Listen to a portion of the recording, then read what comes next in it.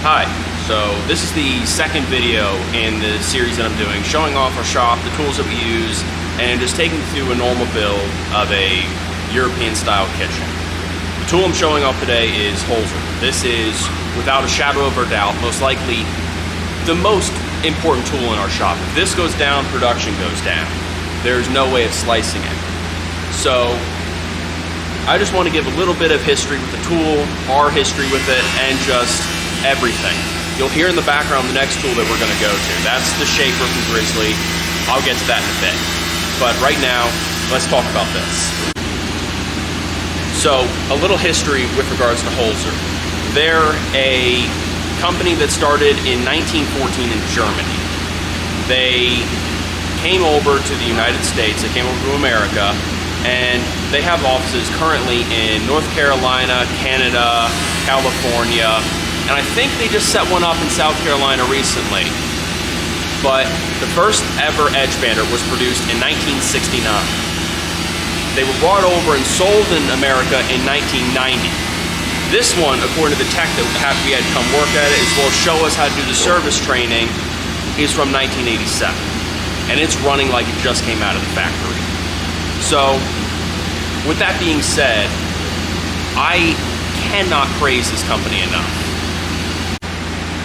Now, our personal history with this machine is not complicated. When we took over the shop, we started using this machine.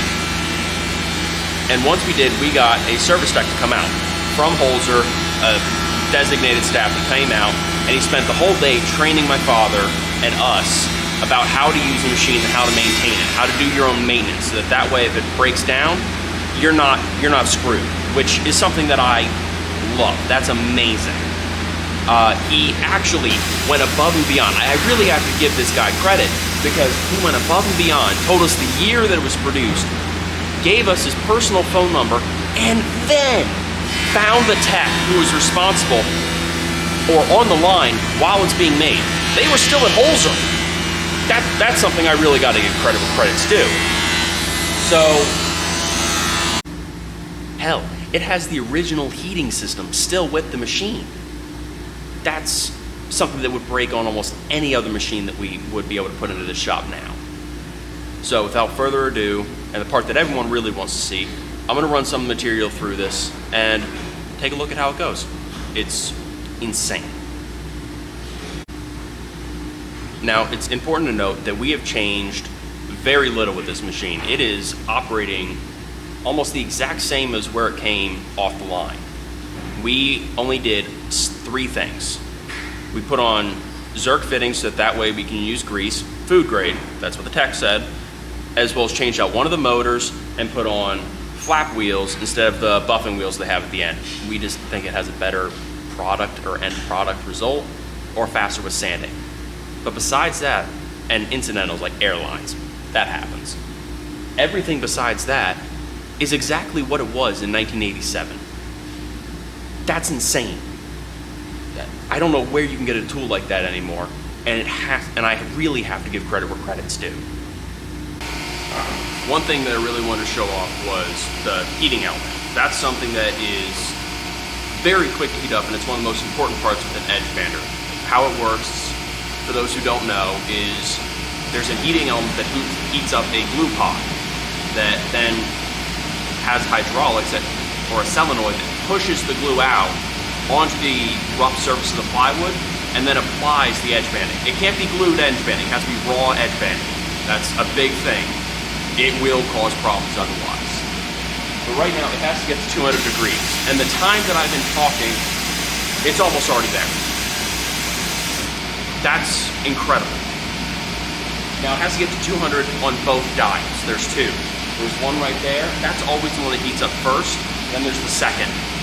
And as we speak, it was at 20 when I started this little point, this little cut. It's already at 140. So without further ado, this part's going to get a little noisy, but I'm going to turn the whole machine on, and I'm just going to run some material so you can see it being used. So, enjoy!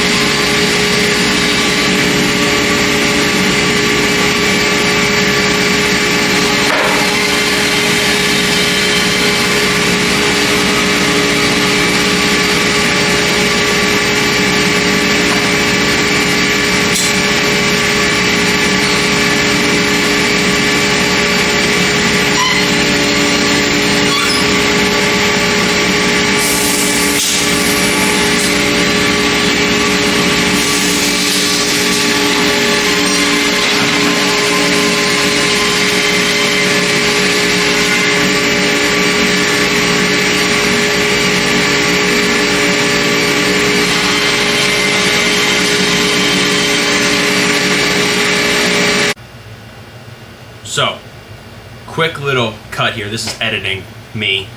Camera kind of died when I was running material through and I finished up. I didn't know until it was dead, but regardless, you'll be seeing a lot more of that in the coming weeks. I'm going to be showing off that machine a lot, how to operate it more, basic stuff along those lines, and little tips and tricks and things that I learned that you should not do. I'll add that.